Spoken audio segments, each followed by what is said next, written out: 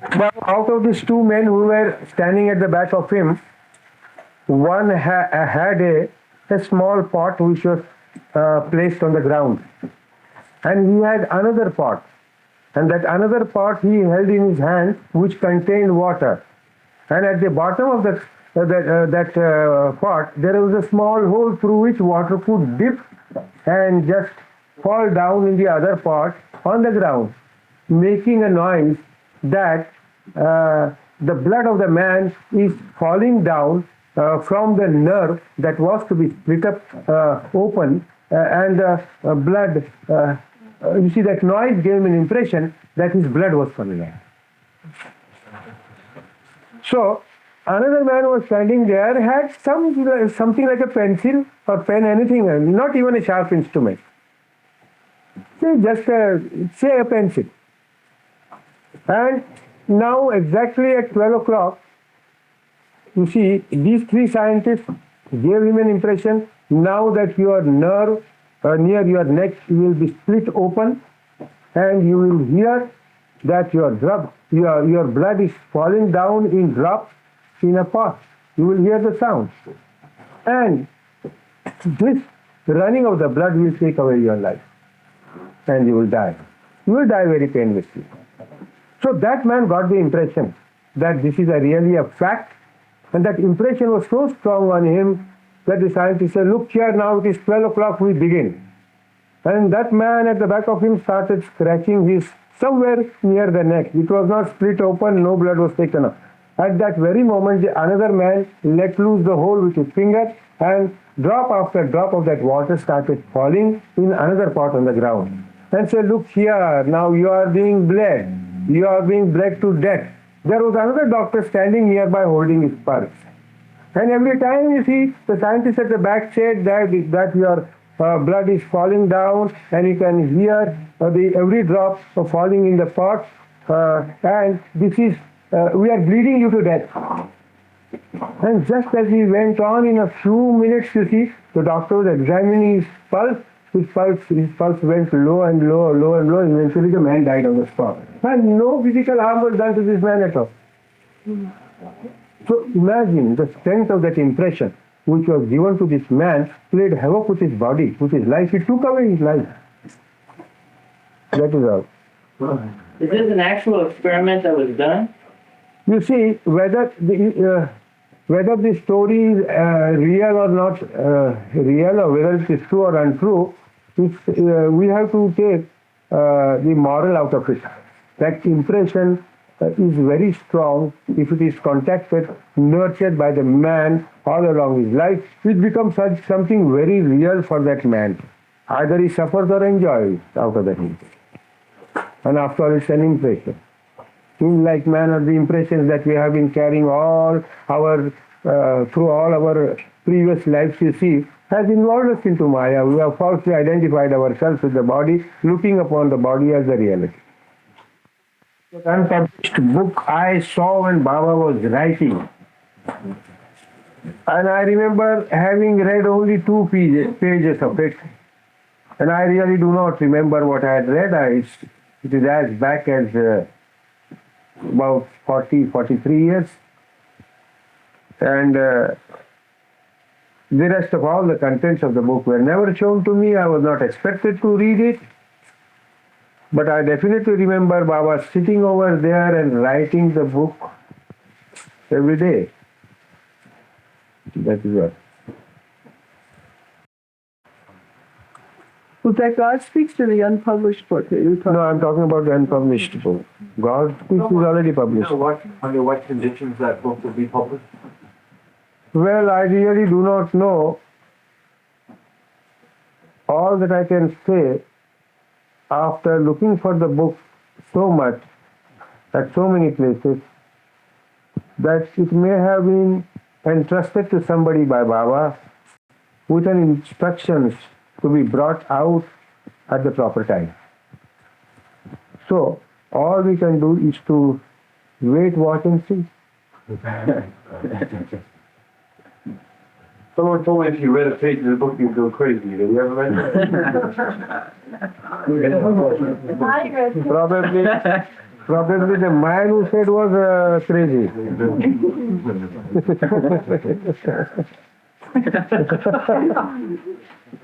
Hey, can I tell you who told me that?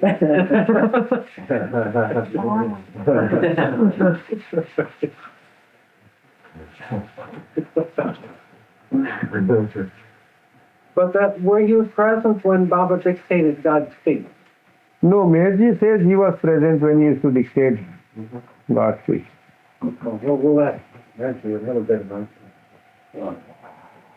What did Baba say about the book Stay with God that Francis Barbizon had written?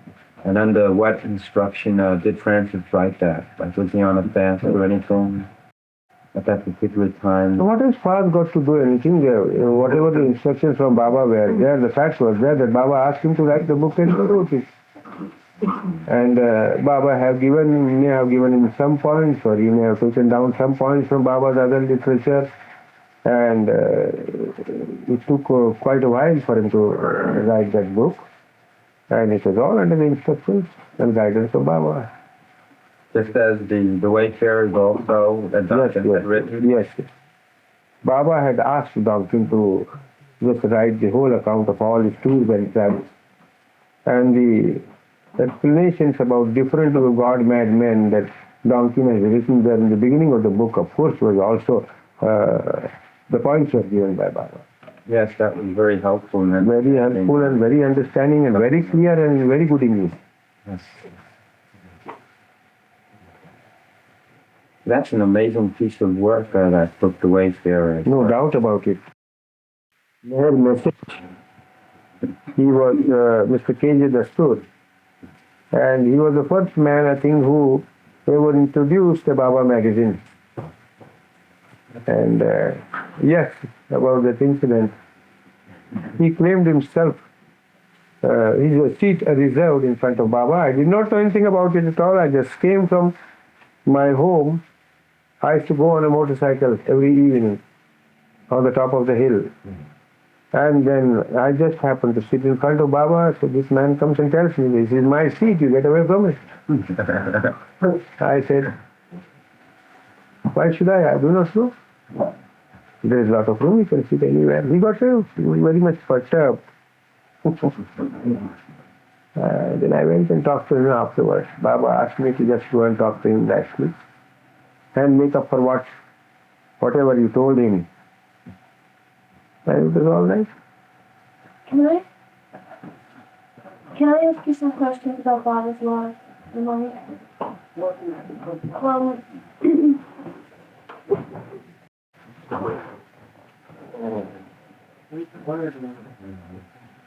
did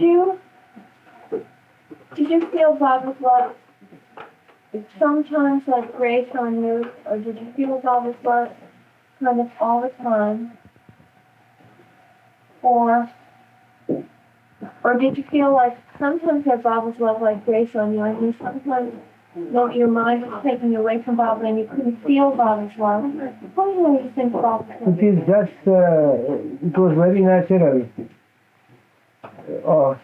You see, Baba's love was felt and not felt.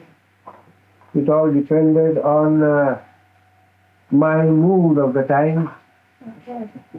And Was that what he was doing or what you were doing? no, that was what I was doing. Baba's blessing and Baba's love is ever there for us. It is how we react to that is there. And it did not matter. At times I remember Baba with all my heart, and at times I did not remember him. It really does not interfere at all in one's love for Baba. Just as one person loves his mother or his wife, many times they even fight with each other, and they feel very good of each other. Mm-hmm. You see, your mood do not remain the same, but it in no way interferes with your love for each other. Yeah, except that when I'm loving Baba, I'm aware of Baba's love, it's really easy, and it's not, well, maybe not easy, but it's a very happy thing to do what he says.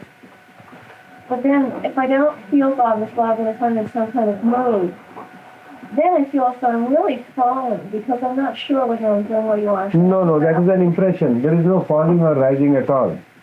I mean, you see, you're Well, I feel like I'm losing my if you love Baba, then you should not bother about this mood because they are just passing things will come and I don't think that would be the effect of Baba's manifestation. The new humanity that is going to come would be born out of all the work that Baba has done during his lifetime, out of his love, out of his suffering for humanity. And do you think the new humanity is here now in this infant state? Or The process, according to me, the process has also already begun. It has to be a blending of things. If sudden changes were to be made in the world, you see, humanity will have to suffer very much. And I think Baba, having taken upon himself so much of the suffering of the world, he has really made it so much simple for the world, for humanity. It will be, according to me, a gradual process. Well, do you think that there is going to be a tremendous upheaval in civilization Yes. soon? Yes. You see, I couldn't exactly say what shape and form Baba's manifestation will take because Baba's work was infinite, Baba's work was universal, and what shape and form that universal work will take, it has got innumerable ways to express itself, and I could not conceive of anything not taking place at a time. It may be an upheaval, it may not be an upheaval, it may be a gradual process. For a certain time, it may be a gradual progress, and a time may come if God or Baba finds it that the slow process is really not effective, then there may be a flare-up for the time being. And then again, the normal natural process may be resumed. We cannot say anything about it. But the sum total effect of all Baba's work will be there in the formation of the new humanity. Well, a lot of people feel that Baba left the world in greater confusion than he found it. All felt that way. All felt. So, Then, what do we see? Yeah, in 1909, here, our philosophers were writing about the new time that we are in. We thought we were already in an advanced state. We had averted several wars about that time.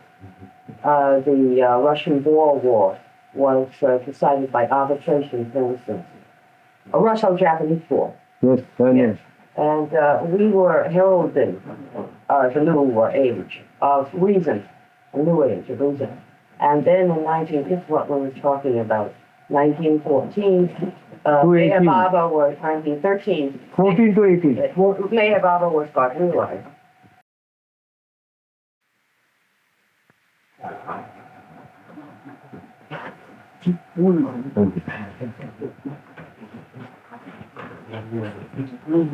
Not to very soon give importance to their own son as being God personified or as being so high as that. It is very natural. But by experience and by seeing Baba's life, his love, his grace, on them and on the rest of the humanity, they were convinced that Baba is nothing but the avatar of Jesus. And I remember Baba's father, not in the very beginning, but later on, when he used to write letters to Baba, he used to address Baba as Yazdan Meher Baba. Yazdan is God. Oh, you did? Yes. Yazdan. I have read that letter. Can I talk us? Okay, what? There was a nun. Wait, this is a joke that you may not understand. Right. But let me try to talk, all right? But is it a huge joke that Baba refers to? A huge joke. The what joke? The joke of his creation, Baba says he was never so free, got himself bound into illusion. No, but this question about how does his mother and father feel that their son was God.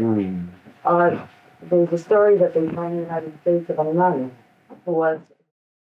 All he knew his work, and he did his work in a manner most suitable to the circumstances and occasion. That is all. Seclusion or no seclusion. Supposing Baba did not even observe silence, do you mean to say that all the work that he has done and suffered, he couldn't have done, he could have done? But he found observing silence to be the most suitable thing for the present trend of humanity. That is it. Baba says the spoken words have had no effect so far. Principles have been given and they have been flouted ever since. So I find myself to keep silent in this autaric period. But Seclusion and no seclusion and silence and no silence are the different things that Baba uses as instruments to do his work. The reason why I asked is because I saw a book, 84 Questions and Answers, and I had never thought of it myself, but one of the questions in the book was, why did he go into seclusion? And I was just wondering if you could elaborate more. It is a question that could be asked even to an ordinary man. Why is it that you have taken orange juice today and not apple juice? Well, I found it congenial to me in some way or the other. Baba found it most suitable because Baba knows everything. Baba knows the entire trend of human beings today, and he knows his work. So he made silence his medium, he made seclusion his medium. A certain time he fasted, he made fast his medium. But yet he was never silent, as you said before, because he was really communicating all the time. All the time through. Probably it was necessary because they were so inefficient to get the conviction about Baba's avatarhood in the most natural manner. So probably Baba had to deviate a little and bring the conviction in a different manner. Yes. Well, now that's the first part of my question, and the other is that since I met Baba, I feel that Baba has given me signs, many signs at different times, particularly in my work. I feel that Baba has given me evidence of his divinity and of his presence with me. Do you feel that that is only a subjective feeling on my part, or do you feel that Baba does give signs to people?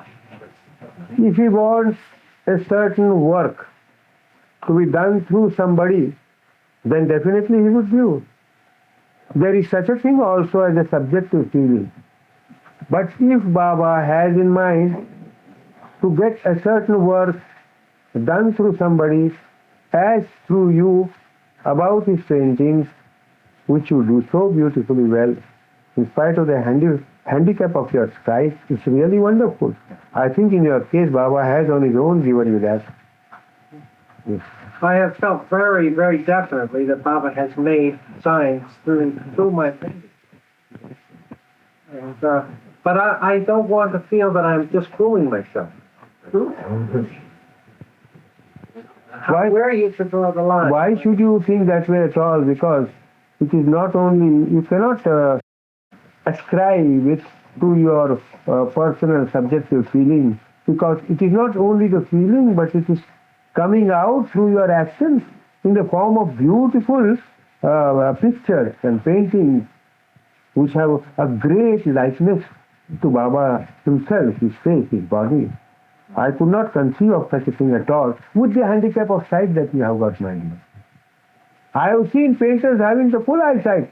They are not able to do such paintings at all. So they sometimes come and take up the picture and blow it up and just put in colors and say that we have done the painting. Yeah. And such beautiful paintings and so many. It is a definite blessing of Baba. Well, I feel that Baba lives in some of the paintings. I mean, he actually has them as his abode. Yes, yes, yes. It wasn't a sign of Baba's compassion for us as subjective individuals. And as you say, all of this is bothering, so that if we were to really begin to live in bother, what is not a sign. But we as egos have suffered so much in our loneliness that these things that we call signs show bother understand our individual thinking, our individual things that are important to us.